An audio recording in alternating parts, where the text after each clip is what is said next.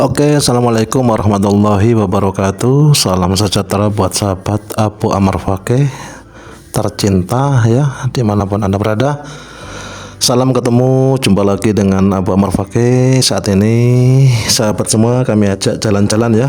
Jalan-jalan dari desa kami tercinta, Desa Sekar Gadung Dukun Gresik, menuju ke pondok pesantren. Nah, menuju ke pondok pesantren Sunan Derajat Paciran Lamongan, Jawa Timur ya.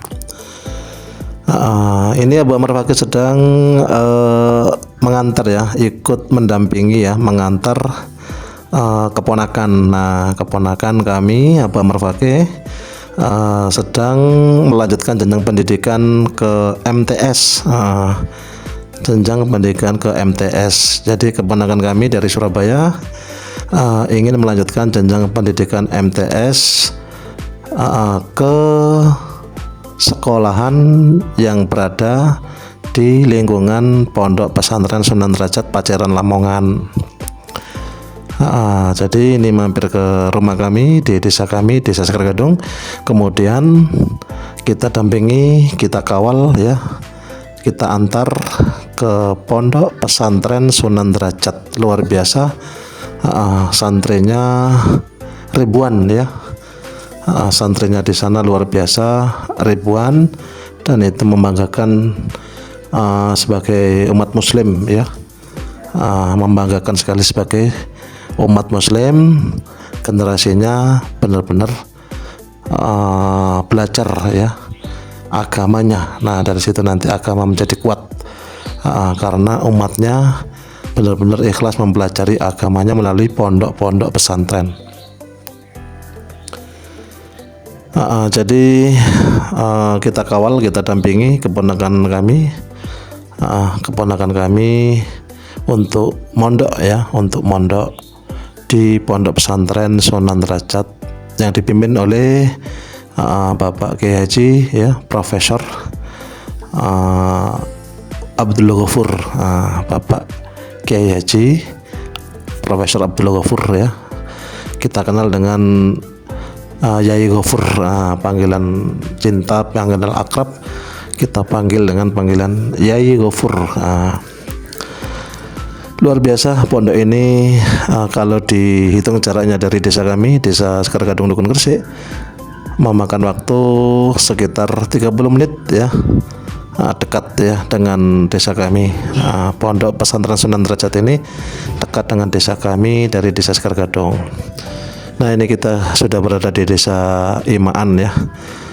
Dari Desa Imaan ini kita langsung meluncur menuju ke, kita lewat utara ya, bisa lewat selatan lebih cepat ya, tapi kita coba lewat utara ini, lewat Petung, lewat Wotan, belok kiri, lanjut jalur Pantura ya, pantai utara. Bagaimana mindset ya orang tua terhadap anak, terhadap pendidikan anak? Untuk sementara ini pendidikan yang kita anggap sistem metode pendidikan yang kita anggap benar-benar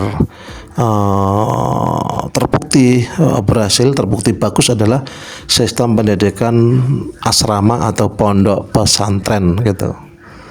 Jadi sistem pendidikan atau metode pendidikan mendidik anak yang benar-benar terbukti nyata ya, terbukti berhasil adalah sistem pendidikan anak diasramakan alias dipisah ya dari kedua orang tua dan diasramakan atau dipondokkan di lingkungan pondok pesantren atau lingkungan pendidikan agama.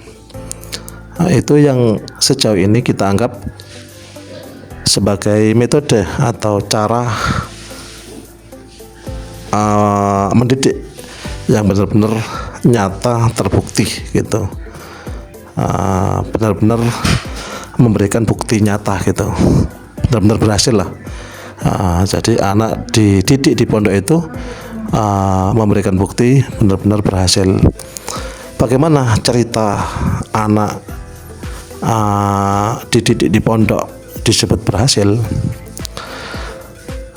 Di sana itu anak akan memperoleh sistem ya, akan masuk, maksudnya akan masuk ke dalam sebuah sistem gitu. Nah, sistem ini loh, sistem pondok pesantren ini loh, ibarat mesin ya. Dia itu masuk mesin yang sangat bagus sekali. Dia masuk ya, dia masuk kepada sistem, dan di dalamnya dia akan mengalami proses sebagaimana yang kehendaki atau sebagaimana yang terjadi di dalam sistem tersebut. Lulusannya atau keluarnya anak tersebut menjadi anak yang notabene mandiri. Jadi anak yang notabene mandiri, bukan menjadi anak yang manja gitu. Jadi tiba-tiba hilang kemanjaannya, karena di pondok itu sistemnya sistem mandiri. Bagi pondok yang nyuci baju sendiri, ya dia harus wajib, bisa tidak bisa harus nyuci bajunya sendiri, dan lain sebagainya seperti itu. Jadi ada sebuah sistem gitu.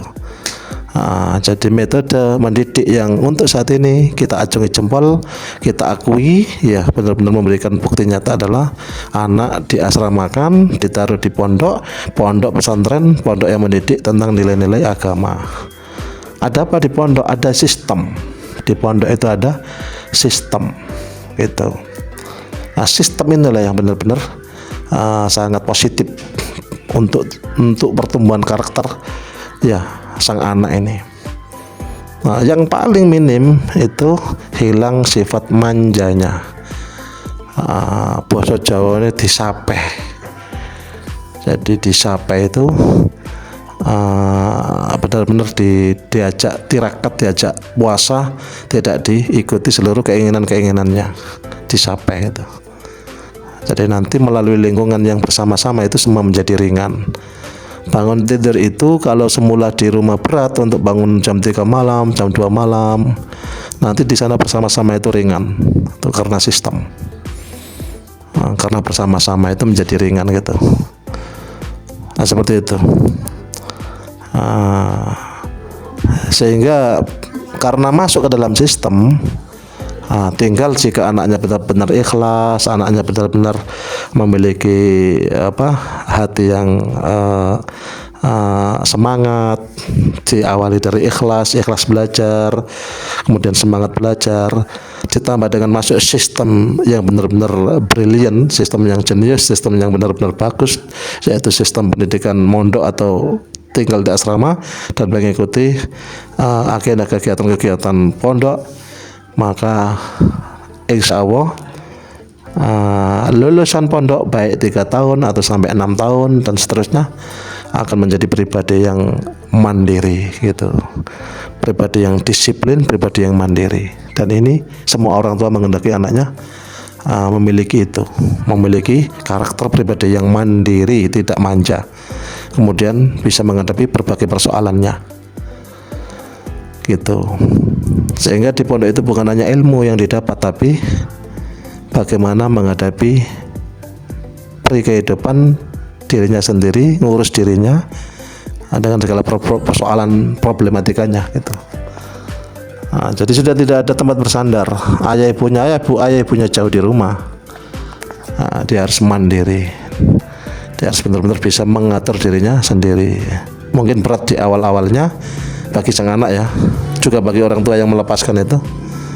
Tapi benar-benar nanti ketika anak cepat beradaptasi, dia akan lama-lama menjadi biasa. Ibu dan ayahnya juga sama. Awal-awalnya mungkin berat, tapi seberat apapun demi masa depan anak. Jadi mengantarkan anak tinggal di pondok, di asrama itu mirip dengan istilah nyapeh ya.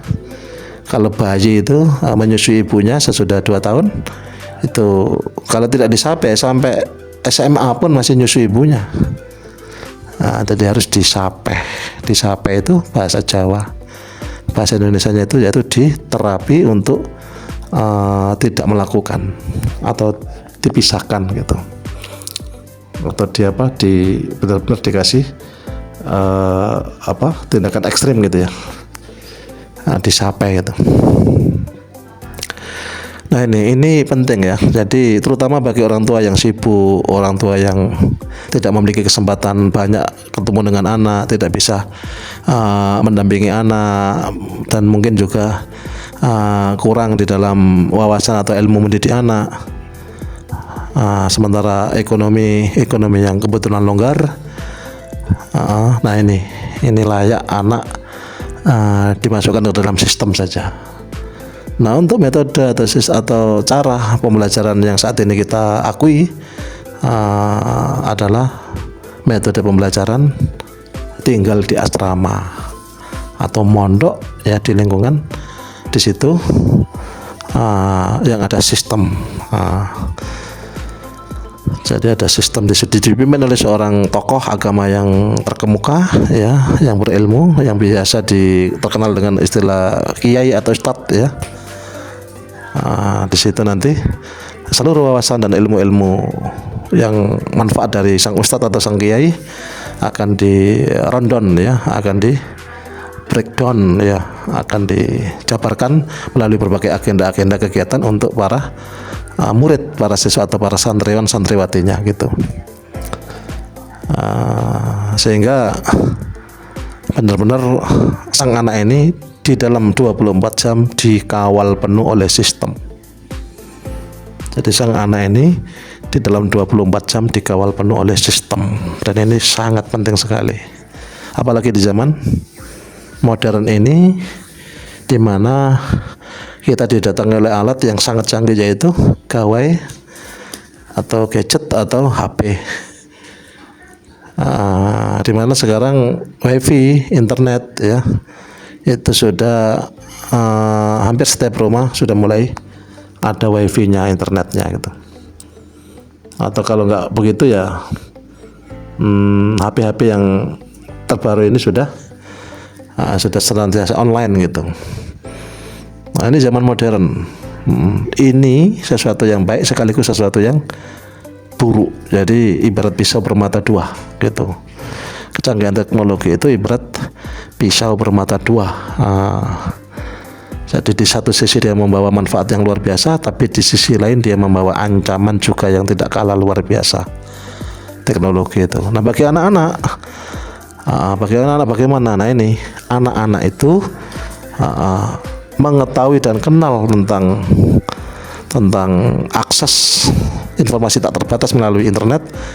Itu mereka wajib kenal, wajib tahu, tapi harus ada koridor atau batas gitu. Nah, membuat koridor atau batas inilah yang tidak sederhana yang kita kira. Kalau anak tidak dimasukkan ke dalam sistem, dia memegang secara bebas gawai, gadget atau HP, ya sudah, tidak ada kontrol, maka anak ini akan siap digilas oleh sisi buruk dari teknologi, dari internet dengan segala akses informasinya yang tak terbatas itu, dan bisa celaka justru dari dia memegang gawai. Jadi gawai, gadget yang semula dia dianggap ingin sesuatu yang meminta kebaikan darinya, malah mendatangkan kecelakaan gara-gara tidak ada koridor atau batas bagi sang anak. Nah di pondok itu sang anak benar-benar memperoleh sistem pembatas terhadap gawai, gadget atau HP ini. Jadi dibatasi gitu. Jadi gawai, kalau anak-anak di pondok itu punya gawai, dia itu disimpan khusus oleh pengurus pondok, senior pondok atau manajemen pondok. Kalau ada panggilan atau informasi apa, itu akan diterima oleh pengurus pondok dan disampaikan secara lisan kepada sang anak. Itu pun dengan catatan informasinya benar-benar penting. Informasinya benar-benar penting gitu, sehingga anak benar-benar terkawal ya, tidak sampai liar menggunakan gawai atau membuka atau masuk ke akses informasi yang tak terbatas melalui internet itu. Karena itu tadi, ya kalau anak memiliki kedewasaan untuk bisa mengendalikan, tapi yang namanya anak dari tingkat apalagi SD ya, SMP SMA itu masih rawan gitu ya. Jadi SMP SMA itu masih sangat rawan, karena gawai itu mengandung adiktif ya, ada kecanduannya gitu. apalagi pada hal-hal yang bersifat kayak game, film, ya, game-game online dan lain-lain yang sejenis dengan itu. Di pondok itu sistem jelas hal-hal seperti ini akan tereliminir, ya, tereliminasi dengan sendirinya karena sistem. Jadi tidak ada pondok yang membebaskan santrinya membawa HP, itu tidak ada. Kalau ada berarti pondok tersebut masih dianggap tidak waspada, ya, dia tidak waspada. Pondok tersebut dianggap tidak waspada. Pondok yang benar-benar waspada terhadap efek buruk akses informasi tak terbatas bagi anak, pasti melarang siswa-siswinya, santriwan-santriwatinya membawa HP. Jadi mereka diberitahu, maksudnya mereka tetap dibolehkan mengenal akses informasi tak terbatas melalui internet, melalui gawai HP-nya, tapi ada batasan. Mungkin 1 minggu sekali kah, dalam waktu yang tertentu, dibatasi jamnya, gitu. Jadi tetap dikasih karena memang nggak bisa kita nggak kenal teknologi, itu nggak bisa. Gaptek gitu juga nggak bisa juga kita gaptek, karena ada sisi positifnya di teknologi itu, yaitu kita bisa mengakses informasi apapun, ya, bahkan tak terbatas itu. Di sisi ini bagus, tapi itu tadi harus ada batasan, itu yang penting batasan. Nanti pondok itu menyediakan batasan itu melalui sistemnya, manajemennya. Jadi bagi orang tua yang kurang waktu, orang tua yang punya waktu atau punya kesempatan tapi tidak percaya diri dalam memberikan pembentukan karakter pada anak, sementara ekonomi juga kebetulan longgar, silakan pilihan yang tepat demi anak, ya. Anak disapeh, diasramakan alias di pondok pesantren kan gitu. Jadi Abu Ammar Fakih benar-benar merekomendasi terhadap orang tua siapapun, ya, yang longgar, ya, ekonominya atau ekonomi pas-pasan, tapi punya tekad yang kuat, insya Allah memudahkan rezekinya, silakan anak, ya, di usia paling tidak usia lulus SD, lulus MI, di MTS-nya dan aliyahnya itu dimasukkan pondok itu. Jadi anak sesudah SD, ya, itu cukuplah memperoleh kasih sayang orang tua. Namun sesudah SD boleh, ya, anak dipisahkan dari orang tua agar segera muncul kemandiriannya dan hilang sifat manjanya gitu. Jadi di pondok itu sama dengan masuk ke dalam sistem. Nah, masuk ke dalam sistem inilah sesuatu gitu loh, masuk sistem. 24 jam sang anak ini siap dikawal oleh manajemen atau oleh sistem tersebut. Dari mulai bangun tidurnya, kalau bangunnya jam 3, ya semuanya bangun jam 3. Bel itu sudah berbunyi dan membuat bising gitu, nggak akan ada yang tidur. Teng bangun gitu. Di setiap kamarnya ada pengurus atau senior, ya, yang akan menjadi pembina pengawal di setiap kamar atau setiap asrama gitu.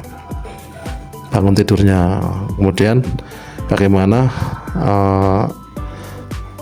persiapan jamaah subuhnya gitu, terus jamaah subuh bersama-sama, terus ngaji, terus apa lagi, baca kitab, kemudian olahraga, kemudian sarapan pagi, persiapan sekolah, pulang dari sekolah kembali istirahat sebentar, mandi dan sarapan siang, makan siang. Kok sarapan, makan siang, kemudian siangnya ada kegiatan lagi, sorenya ada kegiatan lagi, ya, kemudian persiapan baik sholat zuhur, sholat asar, sholat maghrib, semuanya dilakukan dengan tertib berjamaah di pondok.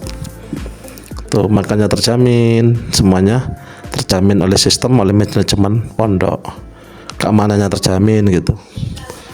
Jadi recommended, ya. Jadi pada orang tua yang memiliki anak usia SMP atau SMA, MTS, ya silakan. Jadi disapeh anak itu, terutama bagi yang itu tadi punya tekad kuat, walaupun pas-pasan, insya Allah Allah membuka rezeki yang lebar, diganti insya Allah oleh Allah, dimudahkan oleh Allah dalam rezeki. Bagi orang tua yang benar-benar ikhlas, ya, demi ilmu, ya, demi ilmu agama sang anak dan demi karakter baik sang anak. dengan berkarakter ya, membentuk pembentukan karakter yang mandiri, ya, kepribadiannya yang benar-benar mandiri, bertanggung jawab tentunya. Gitu-gitu itu sesuatu yang sangat membanggakan bagi orang tua gitu. Jadi kalau anak kita itu terbentuk pribadi dan karakternya itu pribadi yang mandiri, pribadi yang bertanggung jawab ya, kemudian memiliki akhlak yang baik, memiliki kesolehan, kedekatan dengan Tuhan ya. Nah, itu sudah orang tua itu benar-benar sangat ayem ya, bahasanya sangat bahagia, sangat damai gitu melihat anaknya dengan karakter positif tersebut. Dan itu tentu sesuatu yang sangat rumit ya, tidak sederhana ya, artinya tidak sederhana. Butuh didukung oleh segala aspek, segala hal butuh mendukung sehingga anak ini terbentuk. Jadi dan salah satu hal yang benar-benar recommended yaitu anak dibawa ke suatu sistem sebuah manajemen yang bagus, yaitu circle atau lingkungan yang baik bagi anak. Tiada lain lingkungan atau circle atau sistem atau manajemen yang saat ini kita akui yang baik adalah pondok pesantren. Nah, di sini keponakan kami ini akan mondok di sini di Pondok Pesantren Sunan Derajat Lamongan. Oke, kita sudah sampai ya. Kita ini sudah sampai di kompleks ya, di area kompleks Pondok Pesantren Sunan Derajat ya. Ini pintu gerbangnya, kita sudah masuk. Nah, dan kita masuk ke parkir ya di sini. Kita berhenti di area parkiran sini dulu. Nah, sebetulnya kita bisa masuk ke dalam ya, cuma kita parkir saja di sini nggak apa-apa. Nah, ini area kompleks ya, pendidikan Pondok Pesantren Sunan Derajat, Pondokan Putri di sini nih. Jadi kemodakan kami mulai bulan ini, tahun ini akan melanjutkan jenjang pendidikan di MTS di Pondok Pesantren Sunan Derajat Paciran Lamongan ya. Kita kawal dan kita antar ini sambil senang melihat kawasan pendidikan yang ramai ya. Ini barang-barang bawaannya cukup banyak ya, karena baru masuk pondok. Bawa bantal ya, bawa tikar, gitu-gitu itu, bawa timbo, bawa bak, bawa apa ya, kebutuhan untuk hidup di sana. Jadi ini benar-benar melatih anak nanti menjadi mandiri penuh gitu. Dan karakter mandiri ya, itu benar-benar karakter yang sangat amat positif ya, alias dia sudah kehilangan kemanjaannya. Jadi kalau sudah nggak manja itu muncullah pelan-pelan jiwa dewasanya gitu. Ini asrama pondoknya ya. Nah, ini asrama pondokannya sini nih, warna hijau muda, hijau tua ini. Ini kita masuk ke dalam asrama pondokannya. Di sini sekitar 1000 lebih santriwati. 1000 lebih santriwati. Di sini tempat ya untuk para orang tua menjenguk putrinya di sini. Ini area jenguk ya, area tempat anaknya dijenguk. Jadi tinggal laporan ke petugas manggil sang anak dan nunggu di sini. Atau kalau nggak bertemu, bisa titip sesuatu apa yang bisa disampaikan sang anak lewat petugas yang ada di depan, mbak-mbak yang ada di depan. Ini area orang tua atau wali si santriwati untuk menjenguk putrinya yang mondok di sini. Ini areanya di sini. Di sini ini areanya untuk orang tua yang menjenguk. Ini ramah anak, ada ayunannya. Di sini bisa duduk di sini. Nah, ini kami sedang akan mengantar keponakan kami. Ini barang-barang bawaannya banyak sekali ya. Ini asrama Al Aisyah. Nah, satu asrama ini bisa sampai 1000 lebih santri, dan ini ada beberapa asrama putri, dan setiap asrama juga bisa jadi dihuni oleh 1000 santri lebih ya. Kadang satu kamar itu bisa sampai 20, 30, kadang 40, kadang kalau luas ya kamarnya bisa 50 anak satu kamar. Demikian ya, semoga manfaat. Sampai jumpa. Wassalamualaikum warahmatullahi wabarakatuh.